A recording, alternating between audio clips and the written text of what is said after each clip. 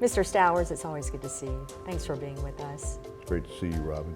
You have known Mr. Keasling a long time, haven't you? I have. I first met him in, I guess, 1988 when I moved to Knoxville. He is a gentleman who has been such a fixture in this community in a quiet way. Explain to us his impact on our community, his servant attitude when it comes to serving his community. Well, I think he's lived his whole life that way. He served in the Air Force right out of high school, went to ETSU and got into the banking business, and he's been a fixture in the banking community here, since the 70s.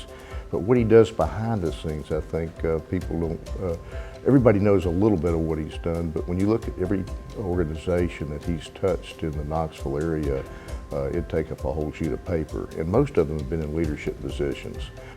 But Dale has led numerous organizations, whether it's United Way campaign, the Great Smoky Mountain Council, Salvation Army. He was the president of a Rotary Club. The list just goes on and on. But it's not just his leadership, it's his financial acumen.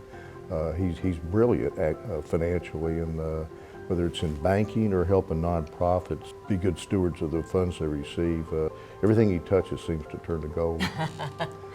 That's a good quality. As we said, you've known him a long time, but how would you describe him to someone who's never met him before? If someone never met him, first of all, he's just a total gentleman. He's sincere, he's genuine, you can see that right off. He's very people-oriented. He takes great care of those that he works with, whether they work for him or with him. He's sincere. The other thing, the man can make a decision. I've seen him in some stressful situations, and he's always calm. He never loses it, and he can make good decisions pretty quickly. He's a man of deep faith. He's an elder in his church. He and his wife Barbara have been married over 50 years, have 2 grown children that are both highly successful. But he's one of these that I've never seen anybody that can get more out of other people in a positive way than Dale. He motivates people. He motivates people, and he lives by example, and that's how he has guided his path, is through example. How have you seen that play out? Well, I've seen it.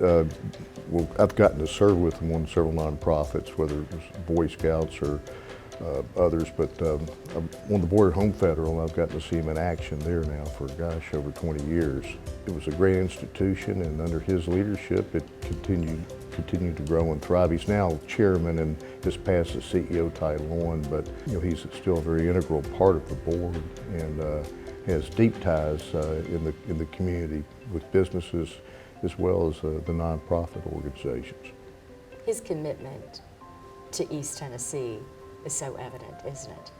It is. He grew up in Greenville, played football in high school, and graduated from ETSU. He was their 1994 Alumnus of the Year, and when you look at everything he has done, he's never looked for something outside of East Tennessee. This is his home.